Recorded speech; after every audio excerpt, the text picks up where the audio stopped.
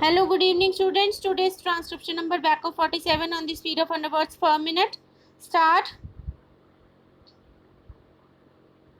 I would refer to some of the important problems confronting this organization.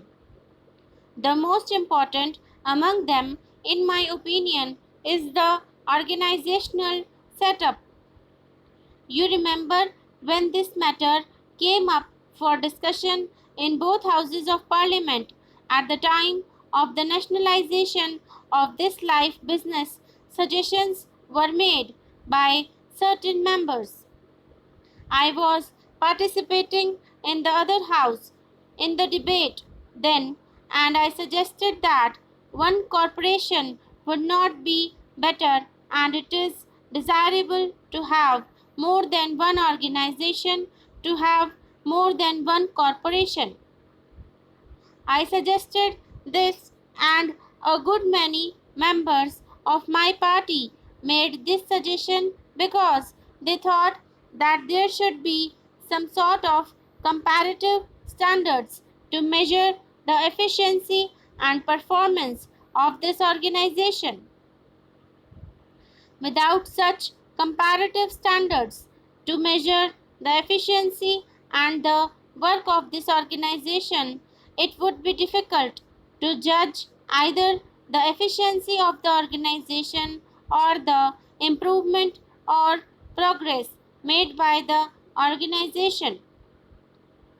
Therefore, we suggested that there should be more than one corporation.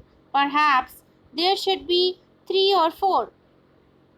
Now, after the experience gained, the estimates committee has come to this conclusion that this is a huge monolithic organization whose task has been increasing all the time, and that it has not been possible for this organization to fulfill all the expectations and all the tasks and all the requirements that are expected to be fulfilled by this organization.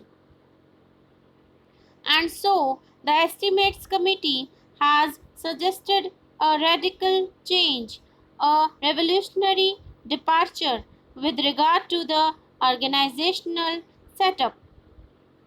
They have advisedly pointed out two alternatives. The first alternative is to set up more than one corporation so that there may be division of work and division of areas. There may also be healthy competition between the corporations so that the country and the people may know which corporation is doing better and which is not doing better. The other alternative they have suggested is that there should be one organization with a federal structure with semi-zonal units functioning.